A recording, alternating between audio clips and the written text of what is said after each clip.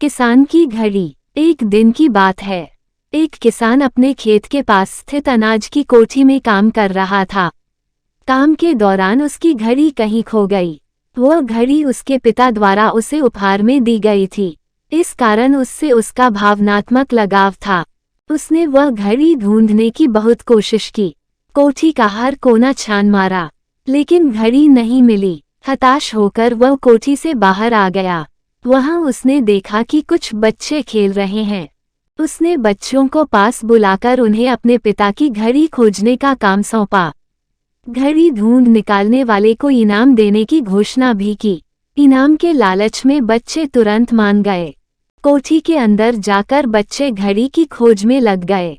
इधर उधर, यहाँ वहाँ, हर जगह खोजने पर भी घड़ी नहीं मिल पाई। बच्चे थक गए और उन्होंने हार मान ली। किसान ने अब घड़ी मिलने की आस खो दी। बच्चों के जाने के बाद वह कोठी में उदास बैठा था।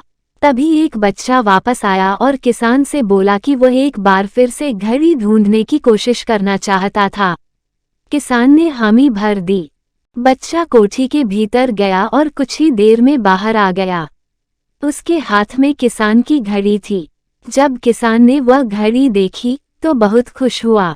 उसे आश्चर्य हुआ कि जिस घड़ी को ढूंढने में सब नाकामयाब रहे, उसे उस बच्चे ने कैसे ढूंढ निकाला।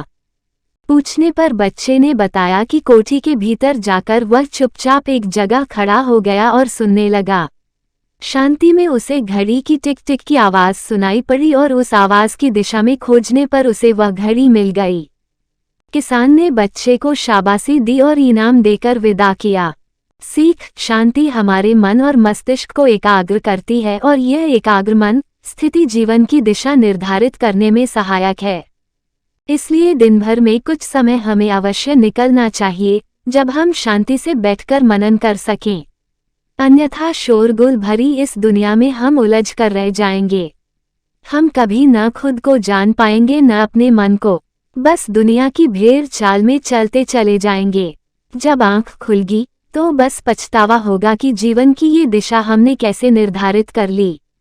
हम चाहते तो कुछ और थे, जबकि वास्तव में हमने तो वही किया जो दुनिया ने कहा। अपने मन की बात सुनने का तो हमने समय ही नहीं निकाला।